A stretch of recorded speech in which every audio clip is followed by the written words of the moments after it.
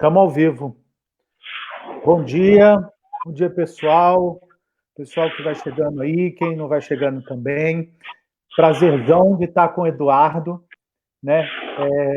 De repente, só numa pandemia para a gente poder se ver assim e poder sentar para conversar, né? O Eduardo foi um cara que, de certa maneira, se o Vanilton que deu o nome para a gente de Observa Pop Rua, o Eduardo foi o primeiro cara do movimento que nos abraçou, que nos colocou para trabalhar com ele no final de 2017, em Goiânia, né? Você nos convidou ir aí para uma semana de formação do MNPR, e o Eduardo é um cara que sempre nos abraçou, sempre esteve junto com a gente. É uma das pessoas que a gente mais tem orgulho de estar junto nessa caminhada do Observa. Um beijão para você, cara.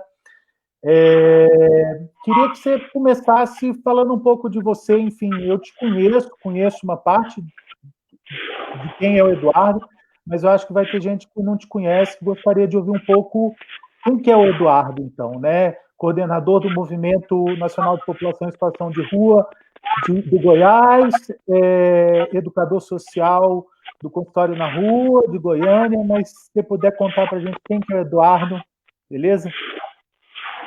Beleza, show de bola. Boa tarde, Pedro. Boa tarde aí toda a galera do Observa Pop Rua, né, a todas as pessoas que estão entrando aí, que vão posteriormente também ter acesso aí a esse nosso bate-papo, né, tão importante nesse momento.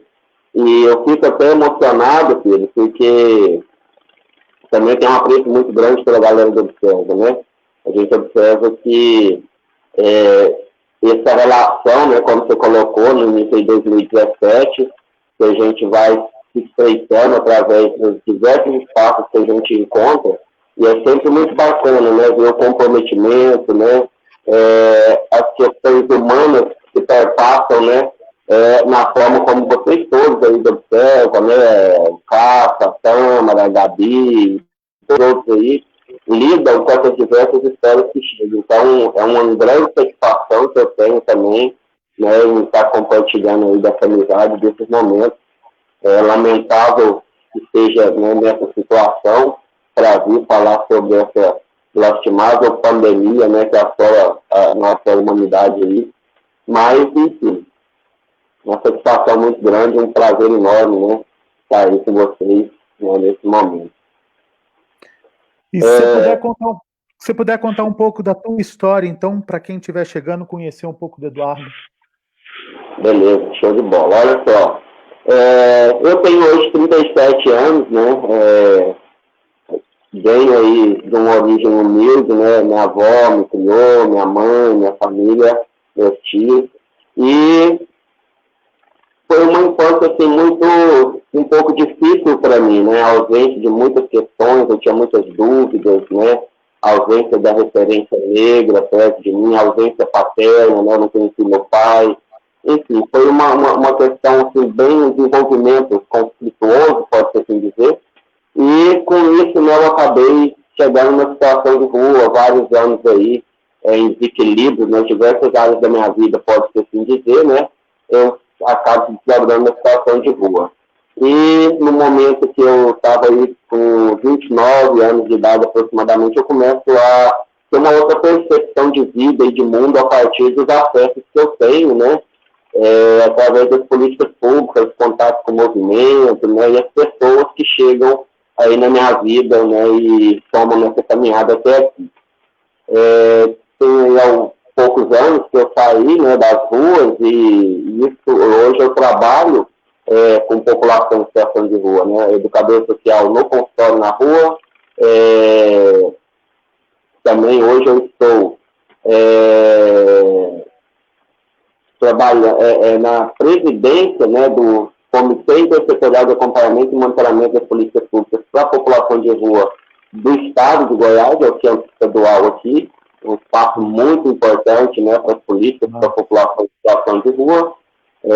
Estou cursando, né, psicologia, com toda dificuldade aí, cursando nesse curso, tive diversos espaços, como o Conselho Nacional de Saúde, aqui no Conselho Estadual de Saúde, Bom, espaços, né, que através de acessos, como eu coloquei, de políticas públicas, que inclusive é a nossa luta, né, na garantia desses direitos, eu então ressignifico a minha vida, né, que tinha uma outra vertente, de um cunho muito negativo, esse desenvolvimento histórico até meus 29 anos de vida, né, nesse contexto social, porque então, nesse meio, acaba dando uma conotação muito positiva e rica, sobretudo, porque é através dele que se faz aí, né, não só a minha voz, o meu olhar de experiência vivida, mas também de forma mais assertiva nessa comunicação dos companheiros que ainda hoje estão e a gente leva, né, através do Movimento Nacional da População em Situação de Rua.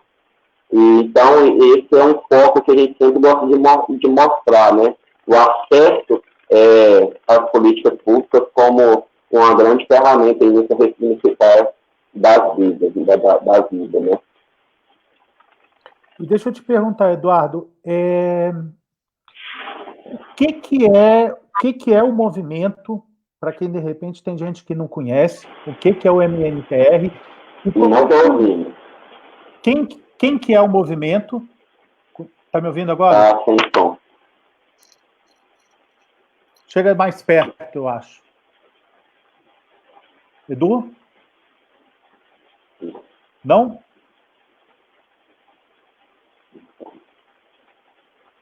Não tem lógica, está me ouvindo? Eu te ouço. Eu não estou.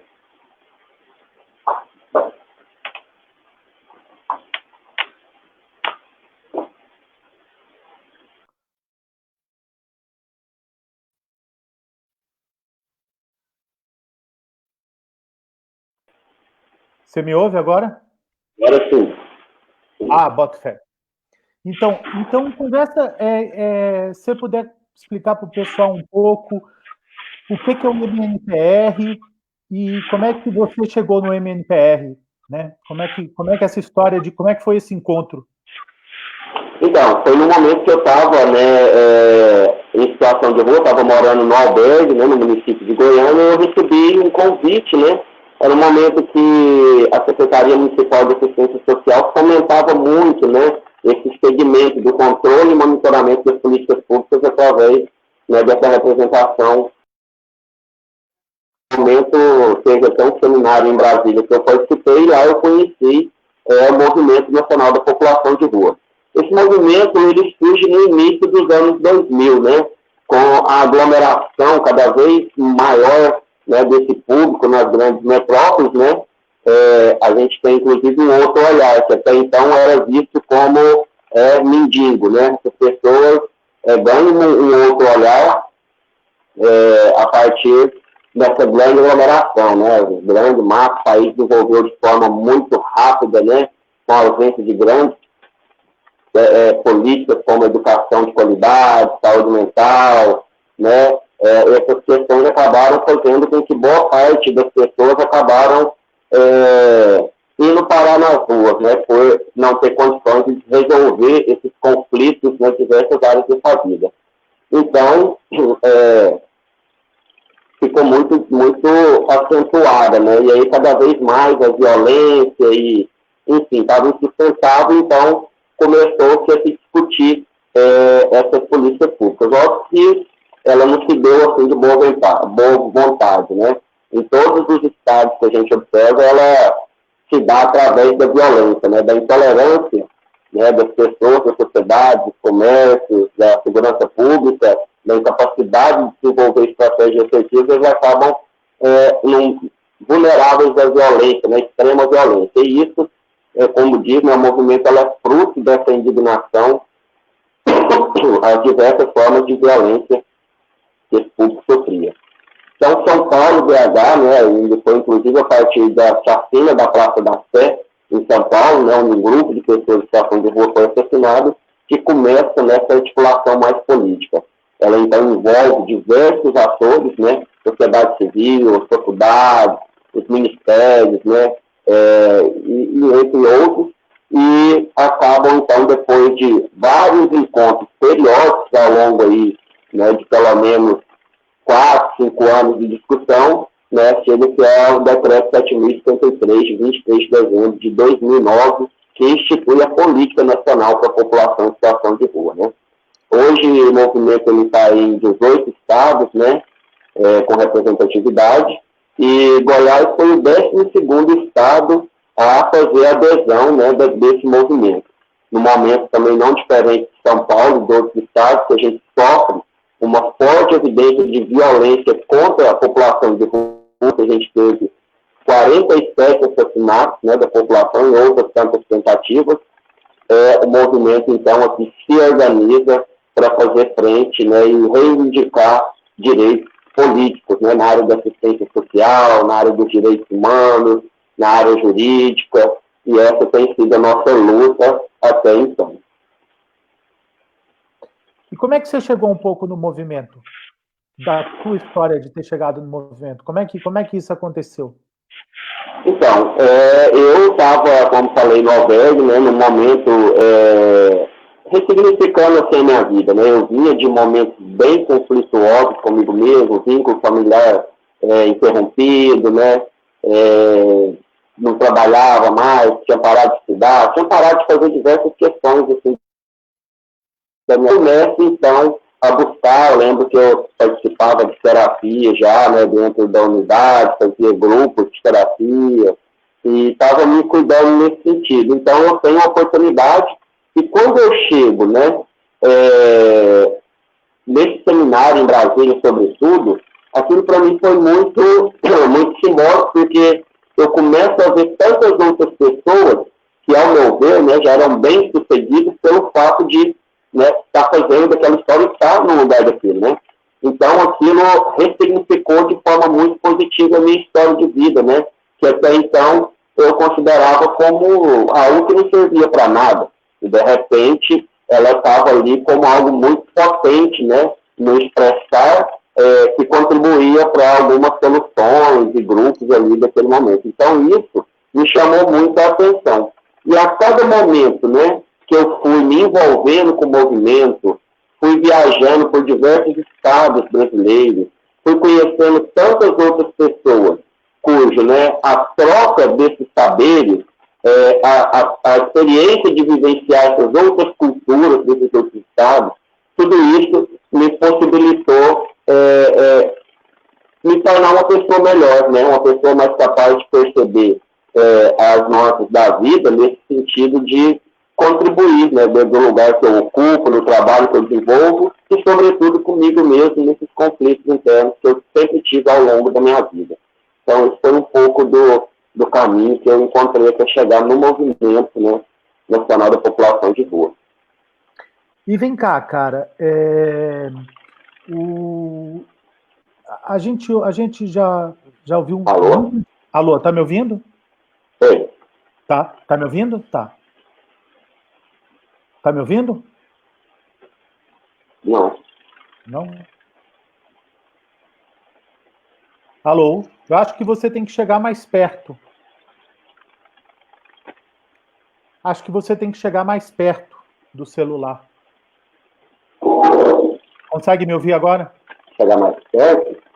Será que é por conta do Bluetooth? Será que é bom do... Pode ser.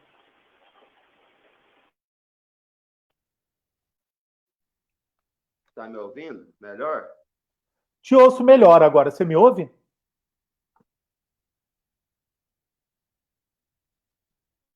Você me ouve, não? Tá ouvindo? Ouço. E você me ouve? Eu não. Eu não tô ouvindo. Então talvez você tenha que pôr o fone. Não sei. Não, eu tirei. Eu tirei do Eu fone. te Tô ouço. agora só Eu, ali. eu te ouço.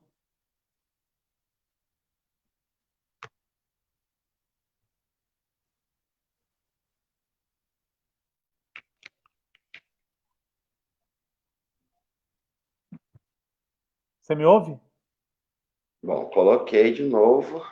Você me ouve, não?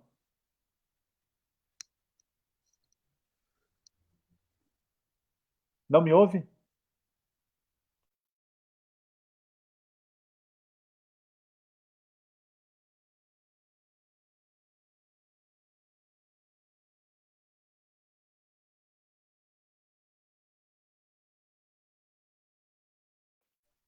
Você me ouve agora? Agora eu estou ouvindo. Pois é, toda hora que é engraçado. E agora, me ouve não?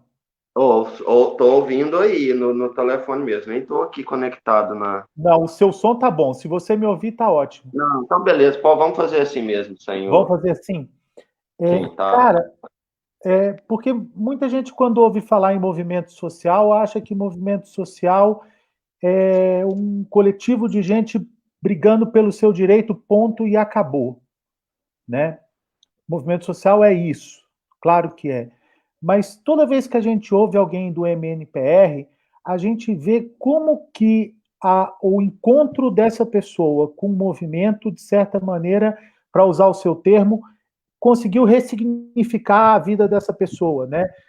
O MNPR tem essa potência de ser um espaço, no certo sentido, um espaço terapêutico também, de trajetórias de vida de pessoas em situação de rua.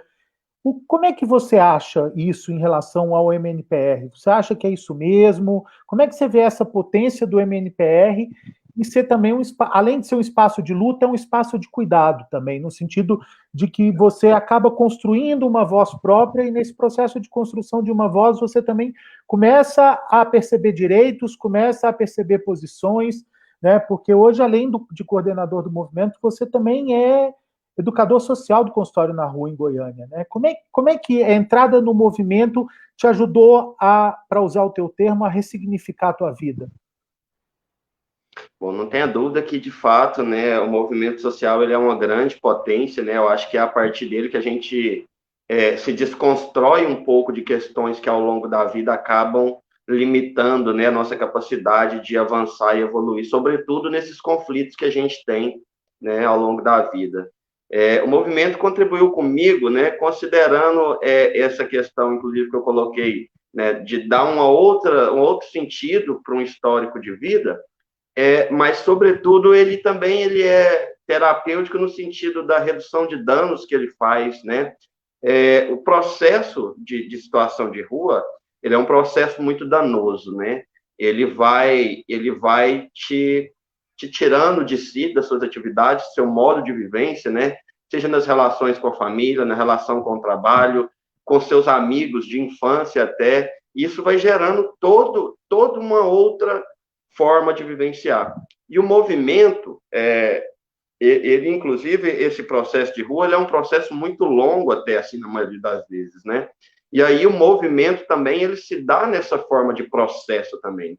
Ele não vem impor uma regra, uma norma, mas ele vai, né, te moldando a partir dessas trocas de experiências, né, dessas culturas, desses saberes, né? E com isso você vai, então, avançando, né, com as questões que você tem maior dificuldade, seja na forma de lidar com o trabalho, né, seja na forma de lidar com os vícios, que muitas vezes outrora era a única forma que você tinha de lidar, de escapar da realidade, de lidar com alguma outra questão, né? Então, tudo isso faz parte, né, desse movimento social, né, que esse processo que a gente vai construindo as coisas, mas que a gente também se constrói ao mesmo tempo, né, e se constrói nesse viés terapêutico, sem dúvida nenhuma.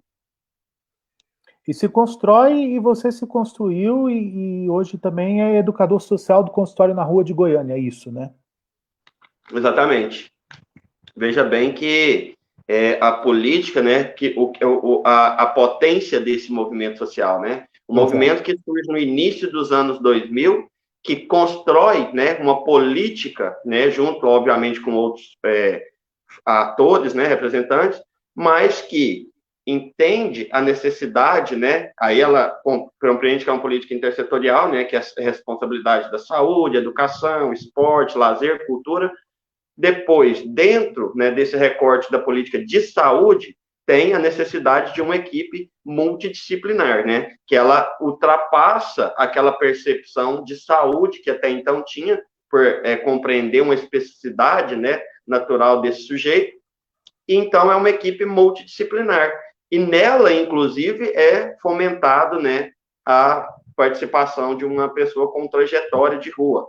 Hoje eu sou educador social efetivo, mas quando eu, inclusive, entrei antes num contrato, né, com educador social, com trajetória trajetória de rua, considerando que ia ser algo positivo dentro daquela equipe, né? Composta por médicos, enfermeiros, psicólogos, e isso iria facilitar, né, como estratégia de trabalho, o dia a dia, né, dessa equipe. Então, isso... E facilita, Eduardo. A Tâmara até te pergunta, como é que a vivência de rua sua ajuda no trabalho no consultório na rua? Facilita mesmo? Com certeza facilita, né? Eu acho que talvez... Deixa eu complementar minha pergunta. A nossa primeira discussão que a gente participou junto com o MNPR foi justamente sobre isso, né? Se o educador social, ele necessariamente deveria vir ou não vir da rua. Eu queria te ouvir um pouco nesse sentido. O que é para você educador social e como é que essa discussão se dá, né? Experiência de vida na rua e como é que se traz essa experiência para o seu trabalho? Tá, primeiro, assim, Pedro, eu queria colocar que eu não estou vendo nem lendo, né, os comentários ou pergunta que alguém faça aqui. Mas eu vou fazer. Pode deixar que eu estou... Não, então tá, beleza, então. Então, assim, eu acho que contribui muito, né? Eu acho que até alguém da minha equipe provavelmente deve entrar aí e falar. Elas sempre dizem que contribui muito, né? Que é muito oportuno, né? Quando eu tô e que isso acaba facilitando, né? A gente tem um vínculo bem interessante com a rua, né? Aqui. Posso te interrompendo? Porque esse é um ponto que me interessa muito. Sim. Por que facilita? Por que quando você está junto facilita? O que facilita?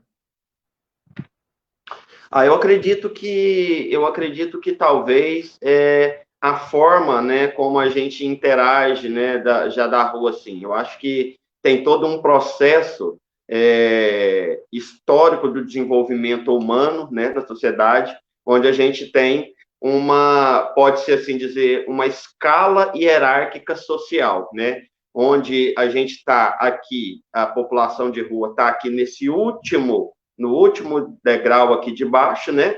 Enquanto que a maioria desses profissionais, essas pessoas que lidam, estão aqui em escalas mais altas, né?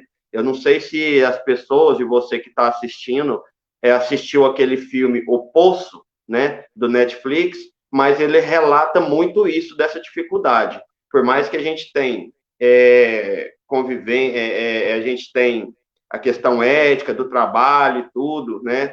A gente tem profissionais formados acadêmicos, né, dentro das universidades, e aí o campo, a prática disso, ela é uma outra realidade um pouco mais diferente, que acaba, né, trazendo fatores que minam, né, isso, assim. Então, eu percebo que principalmente nos primeiros momentos que esses profissionais chegam para trabalhar com a população de rua, quando principalmente nunca tiveram nenhuma experiência com esse público, né, com relação a uma pessoa, por exemplo, como eu, que já viveu, já morou nas ruas, então, assim, fica bem nítido, né, a forma de se comunicar, né, então, são vários os fatores, assim, nesse sentido. Isso eu acho que não é nenhum demérito de ninguém, de nenhum profissional. São expertises diferentes. Exatamente. Então, assim, eu acho que é isso, né? Se você, por exemplo, pegar um cara que curte rock and roll e levar ele para entrevistar um cara que curte samba, ele vai se sentir um pouco ali desconfortável no primeiro momento, até ele minimamente se adequar, né? E isso eu estou falando de roupa, de vestimenta, né? O roqueiro veste, põe as máscaras, é preto.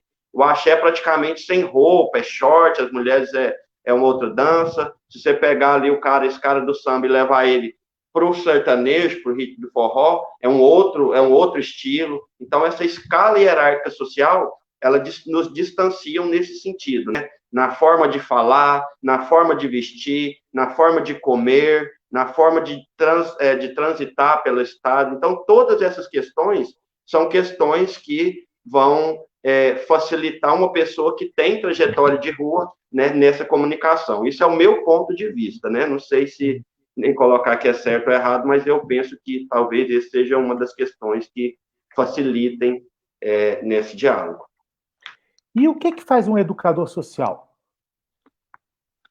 O educador social é uma pessoa que, como outra da equipe, né, compreende aí, né, através do momento que se vincula a essas pessoas em situação de rua, no primeiro momento chave é desenvolver um vínculo, e ela, então, vai compreender esse processo de vida, né, uma equipe multidisciplinar justamente por isso. Ela percebe, então, nesse processo, né, das diversas áreas da vida desse sujeito, o conflito, seja na área da saúde, saúde mental, familiar, né, por isso tem assistente social, a gente tem psicólogo, né, a gente tem educador social, porque a partir do momento que se compreende esse processo, você, então, junto com esses sujeitos, vão pensar as alternativas mais assertivas para ir, então, melhorando, né, reduzindo os danos na vida dessa pessoa. E o educador social, ele se soma a diversos outros saberes no intuito, né, de mediar esses conflitos, né, de mediar essa comunicação, de mediar os acessos aos outros equipamentos que compõem a rede de atenção psicossocial, né, enfim, esse é um papel do educador social. E como é que é para você, ex-pessoa em situação de rua, trabalhar com população em situação de rua agora? Como é que isso te afeta? Isso me afeta de forma muito positiva, né? Inclusive até muito gratificante, né? Porque Imagino. é algo que eu vivenciei, que eu tive, né? E ainda mais, como eu disse, é um processo muito danoso, né? Na nossa vida. E aí, com isso, a gente acaba se magoando, a gente acaba trazendo, né? Muitas lembranças tristes, muitas lembranças boas. E é uma forma de você, então, estar hoje ajudando, né? De uma forma que você de tantas ajudas que você recebeu. Quando eu digo ajuda, talvez não fosse a palavra mais assertiva, mas é um pouco, né, de retribuir tudo isso que você vivenciou. Recebi muito apoio, né, tanto espiritual, né, de alimentação, motivacional, né, de todas essas formas, os saberes, né, que me chegaram nos diversos espaços que eu tive a oportunidade de ir, né, as culturas que eu vi, tudo isso, né, hoje está trabalhando com isso especificamente, é uma forma de estar, né, avançando nisso, né, não só em mim, mas também ao meu redor, no mundo, enfim, eu acho que é um pouco disso, assim. Boto fé, boto fé. E como é que você vê a importância do consultório na rua hoje, né, em tempos de pandemia? Qual que está sendo o corre de vocês? Por que que uma equipe de consultório que está na rua hoje tem uma importância? E é isso. Queria te ouvir nesse sentido também. Olha, até antes um pouco, eu acho, de colocar essa questão da importância do consultório na rua, que, ao meu ver, assim, hoje é talvez o carro-chefe, assim, né, dos recursos que a população de rua tem, mais imprescindível, né? Deveria ser o carro-chefe da própria saúde, né? Exatamente, deveria, não tenho a menor dúvida. Primeiro porque, assim, né, quando a gente considera que esse processo de situação de rua, ele é algo tão danoso, tão doloroso para o sujeito, né, ao longo desse desenvolvimento, ele vai perdendo um pouco da sua identidade, pode-se assim dizer, né, um pouco de si mesmo. Aí a gente considera um pouco, né, essa questão, porque primeiro uma das questões assim, da própria proposta aqui era vida nas ruas em Goiânia, né, em tempos de pandemia. E aí quando a gente pega para ver essas vidas nas ruas, né, a forma como esse processo colocam essas pessoas nas ruas, né, ou seja, extremamente vulneráveis, né, das diversas formas que elas têm de comunicar, de viver, de se relacionar, né, de tudo esse conjunto de questões, a gente pega para ver a pandemia, que hoje é um inimigo invisível, né? Ele é um inimigo invisível e a arma que a gente tem, que é um recurso social, que é o isolamento social, né? Quando a gente para ver o recurso que tem, que é o isolamento social, ele, por si, nos traz uma reflexão imprescindível. Isolamento social, ele é diferente de distanciamento social, certo? Sim. Isolamento social, no meu ponto de vista, a rua já está há muito tempo. Ela é isolada da sociedade, né? De certa forma. São os invisíveis que estão aí, né? Então, isso é um isolamento social dentro daquilo que eu compreendo e discuto ao longo de muito tempo, né? Então, isolamento social é diferente do distanciamento social, que é algo muito grande, muito, muito gritante, né? Pode-se assim dizer, para nós pensarmos, né? E considerando, inclusive, que a gente tinha outros inimigos, né? Outras formas de lidar, né? Porque o inimigo ele era antes real. O inimigo ele era o próprio sistema da forma como ele está, o sistema capitalista, né? A segurança pública da forma como vem, né? O estigma social que rotulam essas pessoas, né? Violando seus direitos, né, tirando quanto sujeito de direitos e colocando ali rótulos, né, e essas questões são os inimigos visíveis. E agora a gente tem um inimigo invisível, né, que se agrava justamente pela forma, né, como se desenvolveu a vida da maioria dessas pessoas, cujo recurso, né, impossibilita aí, os recursos impossibilitam uma compreensão, uma percepção, né, no cuidado necessário a esse momento, né? Muitos até desacreditam, né, dessa situação na vida deles. E aí, para a gente pensar, né, a importância de uma equipe de saúde, né, junto a essas pessoas nesse momento, sobretudo, considerando o próprio Sistema Único de Saúde, né, que já não contempla a sociedade de modo geral, como eu volto a dizer, a população de rua está aqui, mas ela sempre foi ela é invisível, né, invisibilizada, ela não tem documento, então essas são questões muito fortes, né. Eu vejo aqui, apesar de toda a dificuldade, né, do sucateamento da rede, da própria Secretaria de Saúde nos diversos 4 cantos do país, eu vejo aqui a minha equipe se desdobrando, inclusive queria parabenizar, né, toda a equipe de saúde que trabalha com a rua, não só a minha equipe, mas todas as equipes, eu tenho dialogado, né, com muitos colegas aí, que eu tive o prazer de conhecer em outros estados, enfim. É uma coisa, assim, triste ao mesmo tempo, porque a gente não vê condições de trabalho tão adequadas, né, como deveria para pudesse se desenvolver, sobretudo nesse momento, o trabalho mais assertivo e alcançar, né, de forma mais assertiva, bons resultados nesse momento, né? A gente E o que vocês observa... estão fazendo nesse momento, de concreto? O que vocês estão dando Uma coisa conta de importante fazer que a de gente está concreto? fazendo nesse momento, porque uma das prioridades aqui em Goiânia, nesse momento, é a vacinação das pessoas em situação de rua. A gente está vacinando, né, sobre a influenza H1N1, né? Muito importante, sobretudo nesse momento, né?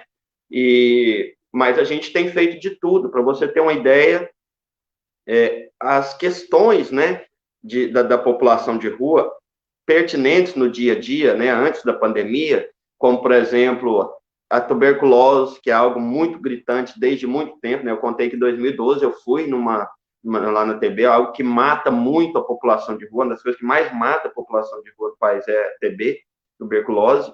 E aí o consultório na rua, ele vai, colhe esse carro, nesse momento, né, para colher, para levar, tudo é mais difícil. Aí a equipe monitora, né, muitos casos, ela tem que fazer uma rota diária para entregar esses medicamentos, que são medicamentos diários ao longo de tanto tempo, né, às vezes 3 meses, tem casos, e aí esse é uma coisa importante que ela faz, né, o acesso, tem consultas que a tempo é garantida, a gente sabe da dificuldade para a população de rua aí, para locomover nesse momento é mais difícil, né. Então, são vários esses casos que a gente tem, e a gente sabe que se não fosse a equipe do consultório na rua, bem provavelmente não ia ter nenhuma outra caminho, outra opção, né, para essas pessoas, sobretudo nesse momento. E nesse momento em Goiânia, como é que está? Essa população ela foi albergada em algum lugar? Ou não se houve esse movimento, como houve aqui em Brasília, que que se colocou, alojou o pessoal no autódromo. Como é que está sendo a ação do Estado em relação à população em situação de rua em Goiânia? Olha, no início, ô Pedro, do decreto, né, do governo, que foi o primeiro decreto, né, em março, né, em março, proibiu, inclusive até proibiu a aglomeração de modo geral, né, veio a quarentena e as ruas ficaram aí, as pessoas da rua ficaram completamente expostas. Até os grupos que entregavam alimento, né, de segunda a sexta à noite, eles foram proibidos de entregar. Então, com isso, eles ficaram muito até sentido, né, porque são as pessoas que mais se importam com a população de rua, né, são pessoas que, inclusive, ultrapassam a barreira do estigma e preconceito social, e nesse viés religioso acabam vendo ali pessoas, né, irmãos em Cristo, e com isso garante, eu acho que talvez das coisas mais importantes para a sobrevivência, coisa que o Estado não garante, né, enquanto política pública. E aí, essas pessoas ficaram muito desconfortáveis, né, vendo essas pessoas ali com fome, não podendo entregar por conta da aglomeração, foi então que reuniu-se com a prefeitura, né, o Estado, e arrumou um espaço para essas pessoas ficarem. Depois de muito tempo, arrumou lá umas barracas para elas, são 50 barracas, ou 60, não sei se já tem hoje, né, num espaço que tem ali coberto, serve alimentação, que a prefeitura pega da OVG, que é uma organização das voluntárias, né, do estado de Goiás, serve o almoço, e os grupos religiosos servem o jantar à noite, né, e aí a prefeitura ela fica lá, mas mesmo assim eu observo que falta muito ali, né, como eu disse, essa questão da rua, que às vezes até desacredita, você vê ali 80, 100 pessoas numa fila para servir, para pegar a refeição, você não consegue ver distanciamento, né, é difícil tudo isso, e é preocupante até, né, então são questões.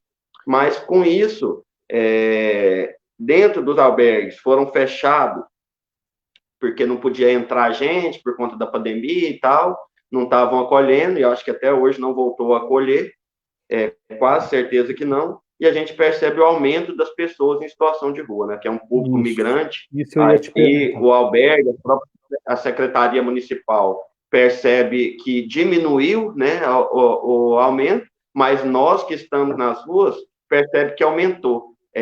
Talvez até no número deles, no cadastro deles diminui porque não estão acolhendo e tal, claro. Mas para nós que está na rua a gente percebe o aumento, inclusive com o auxílio emergencial, muita gente de outros estados teve oportunidade de vir, né, migrar para o nosso estado caminhando, né, não sei se em destino a outro estado, de permanência, como é característica, mas a gente percebe, inclusive, o aumento, muita gente diferente na rua diariamente. Aqui em Brasília também é visível, né? Acho que tem muito vendedor ambulante, tem muito trabalhador autônomo que não está conseguindo voltar para casa, tem muita profissional e profissional do sexo também que não está conseguindo dinheiro para voltar para casa, né? E acaba na rua. Como é que tá quando vocês saem de ronda no consultório? Como é que tá? O que as pessoas que estão na rua hoje relatam para vocês assim? É medo? É desconhecimento? É o quê?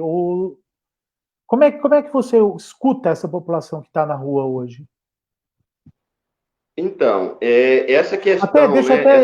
Até para te complementar, né? A gente já ouviu uma série de pessoas que relatam, inclusive, uma série de profissionais que estão relatando que até o fato de você chegar com EPI, com máscara, às vezes com escudo, já é um fator que está dificultando essa aproximação com a população que está na rua hoje em dia. Como é que você está sentindo isso em Goiânia?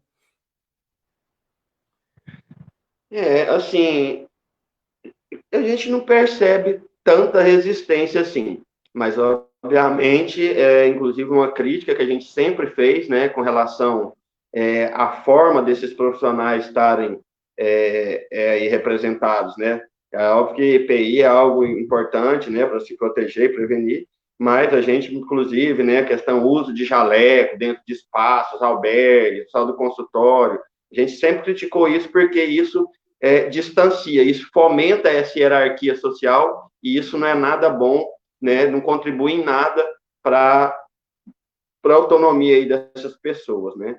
Então, mas nesse momento aqui, a gente tem sido, assim, bem assertivo nesse vínculo, nesse primeiro vínculo, nos espaços que a gente nunca teve. A equipe que eu participo, principalmente, que é uma equipe do período noturno, a gente não tem muito hábito, assim, de usar tantos esses, mesmo a máscara, né, tomar esse cuidado e essas questões. Eu vejo que tem outras equipes aí que se protege mesmo, né? Coloca óculos, aquela máscara, capote aqui, jaleco, e aí fica até irreconhecível e eu não sei como que está sendo muito assim para eles, mas eu acredito que, com certeza, justamente por esse rótulo, estigma, isso faz com que as pessoas ficam, de certa forma, mesmo, meio acomedidas, assim, né? É normal, isso é normal hoje, social, ninguém sai aí conversando e tal, assim, com as pessoas, mas nesse sentido a gente observa que a gente tem tido um bom acolhimento do lado de lá, né? Quando vem. Esse medo da população de rua, quando você pergunta, sobretudo, né? Desde sempre, mas ainda nesse tempo, nosso grande medo vem, assim, de algo escuro, né? Que a gente não vê. E não vê no sentido de que, por exemplo, você olha uma pessoa em situação de rua, você não sabe o que tem por trás ali daquela história, né? Mas no primeiro momento ela já é rotulada e já é julgada, né? Na grande maioria por parte da sociedade, né? Desse olhar. E aí ela, ao longo desse processo, nessa vivência, ela, daqui do outro lado, ela sente medo, inclusive, porque ela não sabe, né? Ela não tem esperança, ela vive a vida, embora ela não expresse esse medo nesse sentido. E aí, para a sociedade, de modo geral, que vê nesse momento, né, algo tão difícil assim colocado, agora ela está com medo, mas ela, por exemplo, não vê a questão da rua. Veja um exemplo, por exemplo. A questão, como sempre foi, né? Todo mundo sempre fala, a pessoa que está em situação de rua, só que está ali na rua, o cara é um drogado, o cara é vagabundo, o cara é um pé inchado, um noiado, e rotula nesse viés. E a única possibilidade ainda já correlaciona, esse cara precisa internar, precisa fazer um tratamento, e quer que o cara, acho que é sempre fácil ficar lá 7 meses, 9 meses, e se o cara não ficar, ele ainda é mais taxado ainda, que não tem jeito mesmo e tal. Enquanto que, na verdade, são outros fatores, né? O rolê é outro, o olhar é outro, mas nesse sentido que a sociedade agora, às vezes, por ser convidada a ficar 15 dias isolada, e é na sua casa, com pessoas que ela conhece, com a sua família, né? Mesmo assim, ela está com muito medo, muito apavorada, né? E a gente vê, mas a rua, sabe, que sempre vivenciou essas coisas, por exemplo, ficar internado, ficar preso, o próprio isolamento social que já é presente na vida dele, né? As pessoas viram a cara, passa do outro lado para não passar na rua. Então, esse medo não é nessa proporção para a população de rua, né? De certa forma, quando ela até ignora isso, é uma defesa até, né? Uma forma defensiva de expor aí essa vida que ela já vivencia. E, cara, como é que tem sido para você pensar agora pensando você como estudante de psicologia, como é que é essa sua experiência na rua e essa questão de você querer ser psicólogo? Como é que isso apareceu em você? As duas coisas conversam? Ou psicologia é um sonho independente da rua? Como é que é isso para você? Não tenho a menor dúvida que tudo é junto e misturado mesmo assim, né? Foi acontecendo, né? Foi acontecendo ao longo desse desenvolvimento, né? Desde que eu saí das ruas, assim, pode dizer. E aí tudo isso começou, assim. Eu acho que eu vou ter que colocar aqui, Pedro, deixa eu pedir licença um pouquinho, eu vou ter Claro. que colocar um carregador aqui, porque o carregador bem rápido, é rapidão. Beleza, beleza, Senão a beleza. gente vai.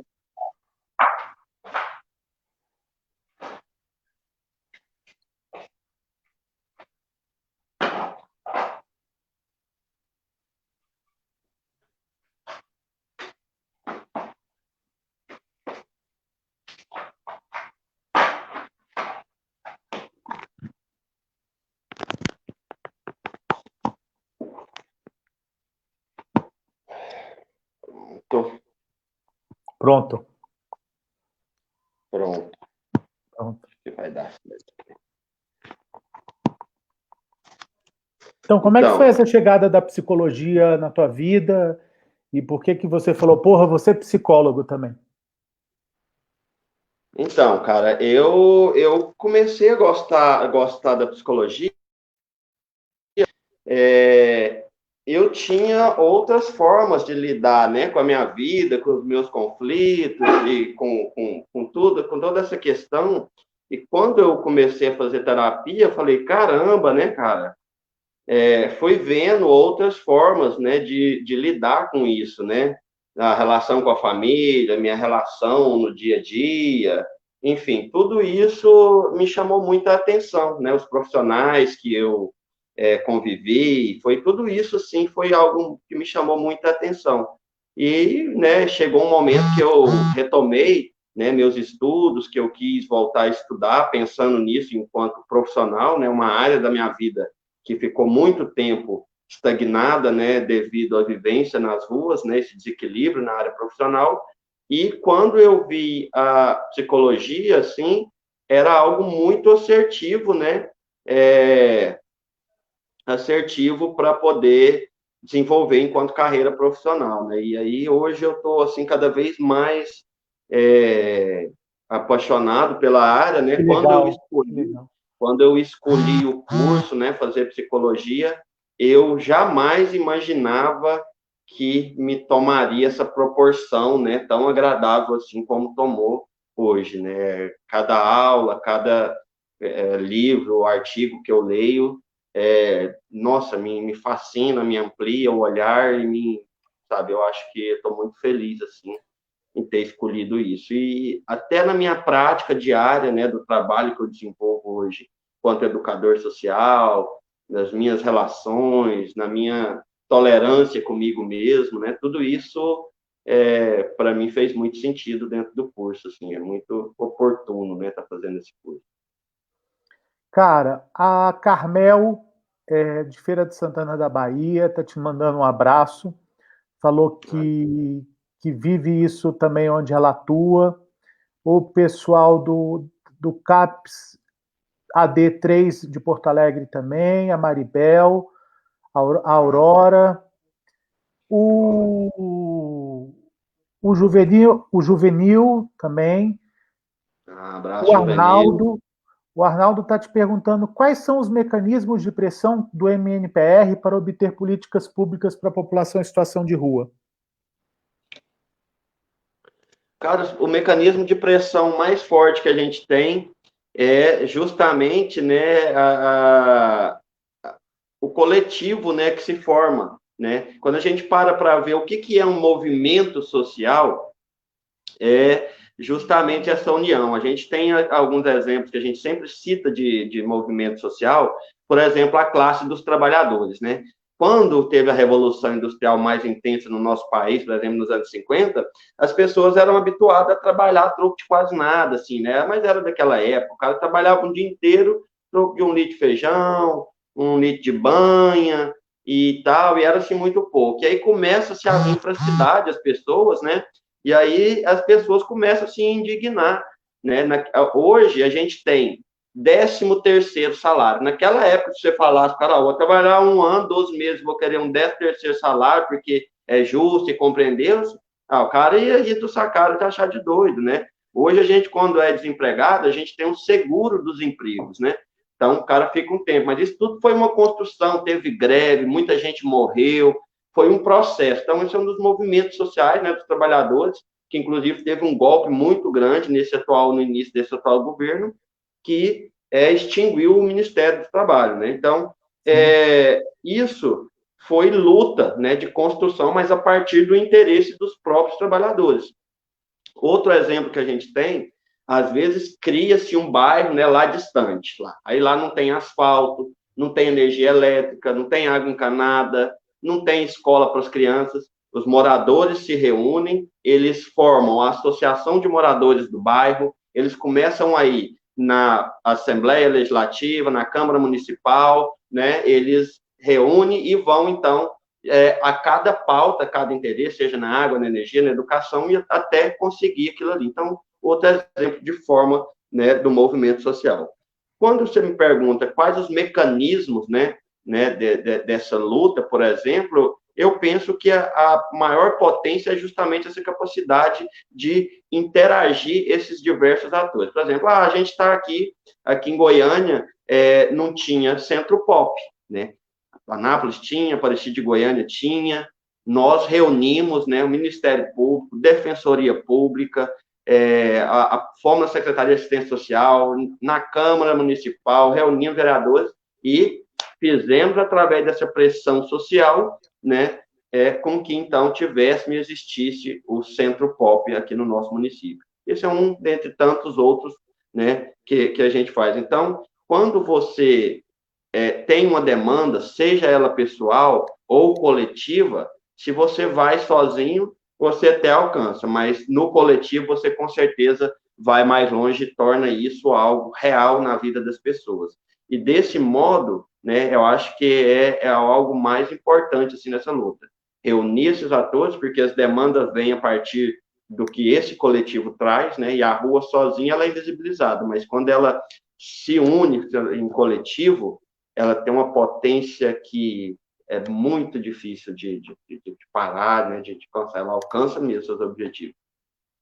Alcança. A gente já teve oportunidade. Alguém perguntou aqui sobre o congresso do MNPR, e a gente já teve oportunidade de ver vocês juntos, e vocês juntos num espaço político é de arrepiar, assim. A forma como vocês se colocam, a presença de vocês, as falas, é realmente de se arrepiar. Deixa eu ver se eu acho aqui a pergunta sobre... Alguém perguntou sobre o congresso do MNPR. Aqui, o Arnaldo Gama. Fale sobre os congressos do MNPR.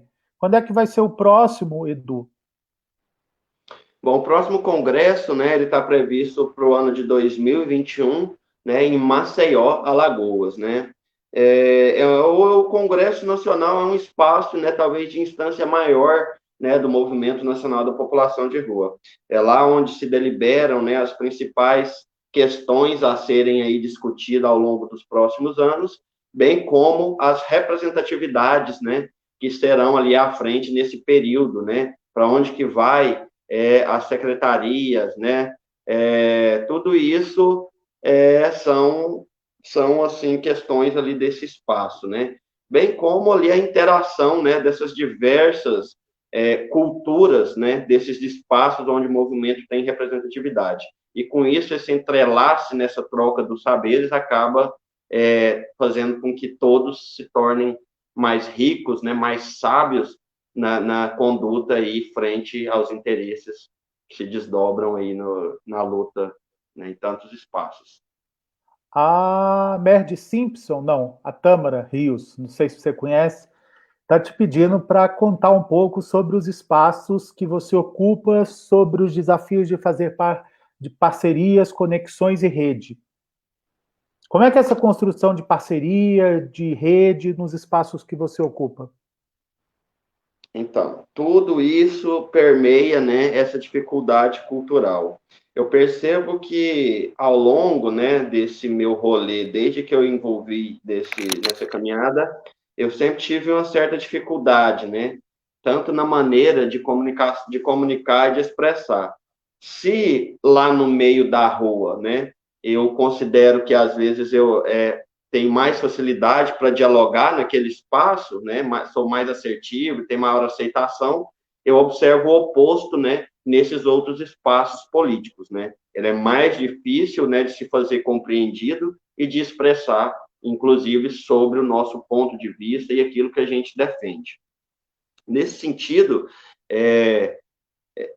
ocupar esses espaços em si é algo que traz a sua responsabilidade, né? Traz também com isso uma certa agradabilidade, porque você está, né? Por exemplo, estou no Conselho Nacional de Saúde. Você acaba conhecendo outras regiões, você acaba viajando, você acaba participando de congressos, seminários, coisas que você não teria provavelmente recurso para estar desenvolvendo, né? Hoje, eu falando por mim assim, não estaria, né? A grande maioria da galera do movimento também acaba acessando isso nesse sentido. Se não fosse assim, muito provavelmente não teria condições. E aí, isso é até bacana, porque você aprende, você contribui, então ocupar esses espaços é muito bacana. O grande desafio, né, é justamente relacionar, né? Quando a gente tem, por exemplo, em boa parte o interesse acadêmico voltado, por exemplo, às pesquisas, né, às questões assim de interesse que são ali numéricos, quantitativos, qualitativos e tal, é um pouco difícil porque a rua tem pressa. A rua, tudo para a rua é ontem, né? E tudo que você vai fazer no meio, às vezes, acadêmico, político, requer uma burocracia, requer uma melhor compreensão, requer, sabe, uma questão até ética, às vezes, a ser cumprida assim mesmo. Mas para quem está ali na rua, para quem está ali passando, às vezes, frio, passando fome, né? Para quem está com uma questão de saúde, tudo isso, né, acaba sendo muito desafiador, né, nesse sentido, né? As redes, né, para dialogar entre si é muito difícil, né? Do meu ponto de vista, talvez não sei se seja, né, questões, não sei, sinceramente eu não sei, mas é muito difícil, né? Esse diálogo, eu percebo que são raros os espaços, né, nos estados, em alguns outros espaços, que tem isso muito bem desenvolvido, né? A gente vê o que é uma política intersetorial, né? Mas ali na prática ela não consegue ser tão bem eficiente. Pra você ter uma ideia, a nossa política ela completou 10 anos agora em 2019, né?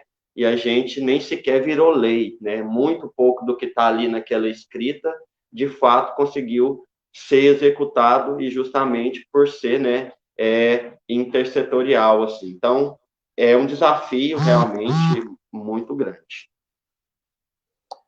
A Tâmara te pergunta como é que você vê a parceria com universidades e faculdades. O Rodrigo fala que ele teve no congresso, Rodrigo Nunes fala que teve no congresso do MNPR e falou que a sua explicação foi muito boa em relação ao poder de pressão de coletivos. A Eliana Porto fala da questão do poder público, das políticas públicas em Goiânia, né, na luta de vocês pela população em situação de rua.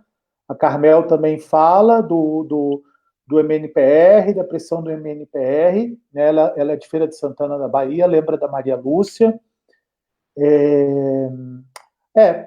A Tâmara te faz essa pergunta, né? Como é que você vê a parceria com as universidades e faculdades? Cara, é algo muito rico e necessário, até eu diria, né? Eu penso que quando a gente vê nesse olhar de movimento social, a parceria com a faculdade é, na verdade, até um atalho, né? Um avanço mais breve, né? No alcance dos objetivos. A gente está falando do futuro, né? De amanhã, dos profissionais de amanhã. E também da realidade de hoje. Aqui em Goiás, né? A gente tem grandes parceiros, né? Desde o início do movimento, né? A UFG, né? Mais específico com a Faculdade de Enfermagem, né? A professora Camila Cacheta participou sempre com dos nossos seminários, e também, hoje, mais próximo da gente, a Faculdade de Direito, que é o NAJUP, né? Que é o Núcleo de Assessoria Jurídica Pedro Nascimento. São muito atuantes, né? São pessoas que a gente percebe o avanço deles assim nesse lidar, nesse acolher das pessoas em situação de rua, lá no espaço, né? E eu não sei como que isso se dava, né? Por exemplo, há 10 anos atrás, né? Eu não sei como que era que se dava, né? Essas questões. Olha só então, que bonitinho. Tudo isso é muito difícil, assim. E aí a parceria com a faculdade é muito rica nesse sentido, né? Ela ela desconstrói muito do negativo que está posto hoje no presente, né, e fomenta aí um futuro mais assertivo para a sociedade, para todos, né. Legal. A Vanessa a Vanessa é de São Paulo, trabalha com a questão de banho, né? Tá falando que quer uma parceria mais forte, imagino, com vocês aí do MNPR também. Né? A Vanessa pode procurar o Darcy, não é, Edu, lá em São Paulo? Exatamente. Eu não sei qual que é a região dela lá, né? O É, Darcy, hoje ele está na coordenação nacional, né, lá de São Paulo, né? Eles ficam ali no viaduto Pedroso, né? Viaduto sim, Pedroso. sim. E pode procurar ele lá, que ele vai saber aí contribuir. Mas também eu estou à disposição, né, aqui, ou se for Sim. conversar, e bem tranquilo. Eu Edu, lembro você que... que a gente está fazendo uma pergunta para todo mundo que a gente conversa, e aí para a gente também te ouvir um pouco. O que é saúde para você, cara? Tá. Só antes até de responder essa questão, eu me lembrei de uma questão aqui. Eu tinha colocado e falei que iria sortear uma camiseta do movimento, Tem, né? sim. Ah, Aí era para eu ter falado no início, mas eu até esqueci. A ideia era que as pessoas fizessem, né, aí nos comentários, né, que ela colocasse 1, 2 e o nome dela, né? E aí a gente via no final quantos números que tinham e fazia esse sorteio, né? O Olha, número mas que saiu. dá para fazer aqui, eu posso contar quantos comentários tem, e você escolhe um número e eu vejo aqui na fila. Aí, ó, a Vanessa já está falando que quer. E aí eu vejo quantos comentários tem aqui e peço para você chutar um número. Tá bom, tá bom. Tá Show de bom? bola. Show de bola. Cadê a camiseta aí? Você tem para mostrar para o povo qual que é? Eu tenho, ela tá aqui, deixa eu pegar. Comentem aí, quem quiser a camiseta, hein?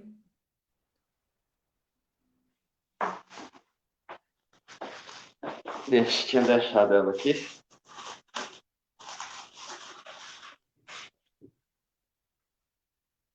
Olha aí, ó. É a camiseta do MNPRGO. Quem quiser, então aí depois no final a gente sorteia pelo número de, de comentários aqui. Tá bom. Mas aí eu ia te perguntar isso. O que é saúde para você, cara? Pois é, cara. Para mim, saúde é tudo aquilo que contribui na minha vida, né, para que eu possa, inclusive, estar gozando das minhas melhores condições, né? Seja na saúde mental, seja enquanto físico ou emocional. Né? Para mim, saúde, eu acho que é estar bem, né, nessa vertente. Acho que saúde é muito além de você cortar um dedo ali para ter que sarar ou tomar um remédio para alguma questão sua em particular, mas ele é a forma, né, como eu estou, né, é o meu humor, é a minha estima, né, é a forma como eu consigo me relacionar, tudo isso acaba sendo para mim, né, relacionado à saúde. Tá. E eu acho que é isso. Também não quero te tomar teu tempo. Eu acho que se você tiver alguma questão para a gente conversar, alguma coisa para gente falar, mas na verdade são tantas coisas que tem para se conversar e ao mesmo tempo a gente tem a impressão que a gente já conversa, né?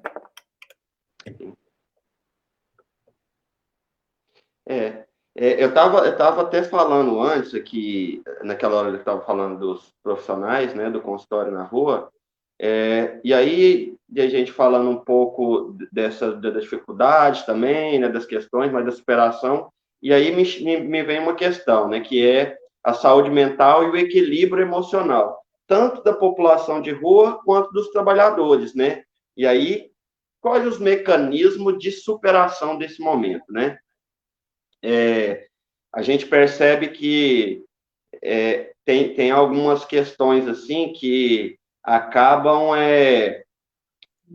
avançando, né, o processo, né, das coisas, né, da vida, assim, de modo geral, E a pandemia, ela acelerou muitas coisas, assim, né? Por exemplo, essa questão do uso da internet, por exemplo, como recurso para todo mundo. E é algo que ainda é muito distante, né, de boa parte da sociedade, somente dessa escala hierárquica mais baixa, mas para a população de rua é quase que não é bem fácil dela acessar esses recursos, né? É, a gente teve, tipo, tem algumas questões, né, que eu até tinha colocado, que avançam esse processo assim, né, que é a guerra, a revolução ou a epidemia, né, que faz com que as coisas acelerem assim, nesse processo tão rápido, né. Quando teve, por exemplo, a Primeira Guerra,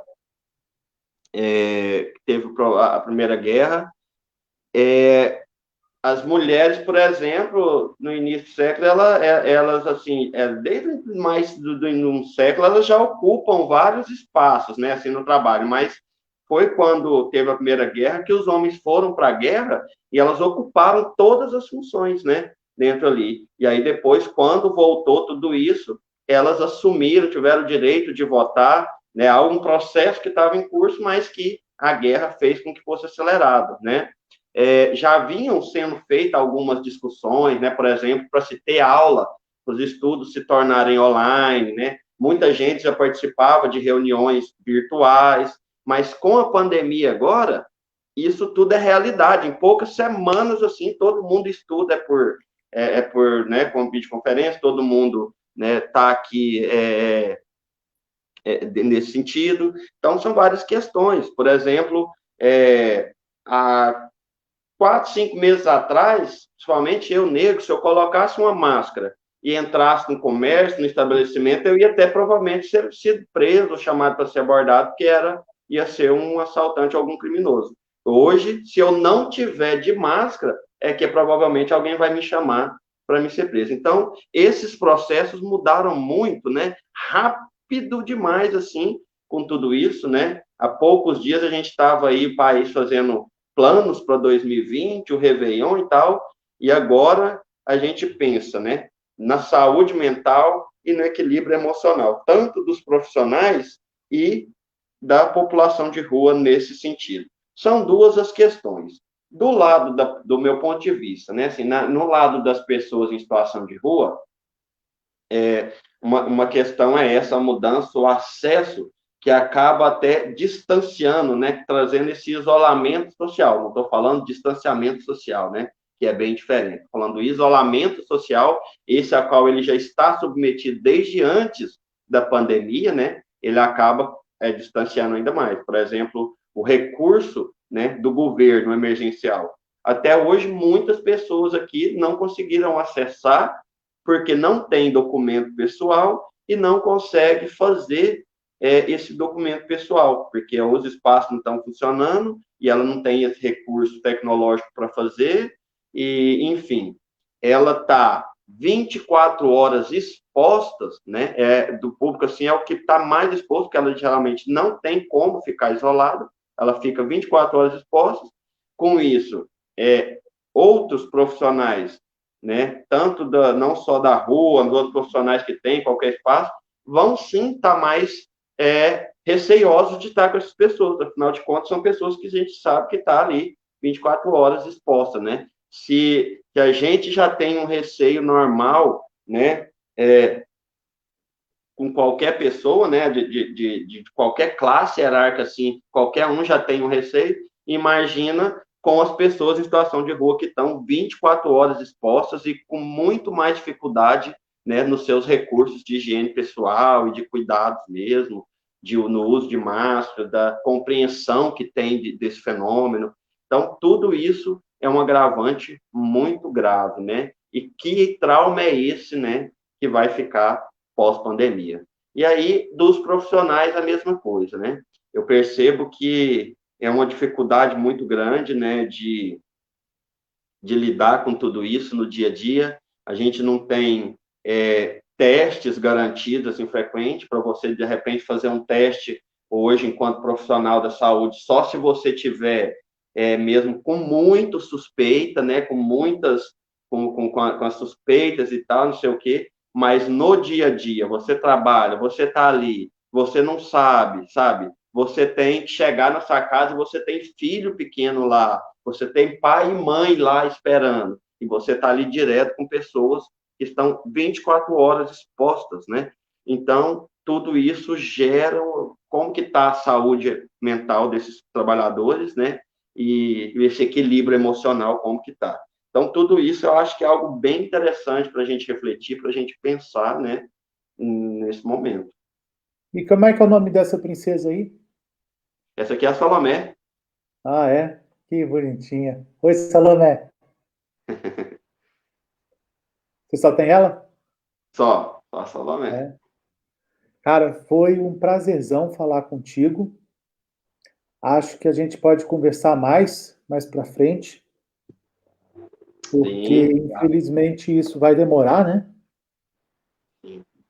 Até para ouvir outras, até para ouvir outras percepções suas sobre como é que está acontecendo. Eu ia te perguntar, você falou dessa questão de cuidado, higiene em Goiânia. Como é que está isso na rua? Porque a gente vê algumas cidades instalação de banheiro público, de pia pública, de máquina de lavar lá na Praça da Sé em São Paulo. Aí em Goiânia rola isso? Não?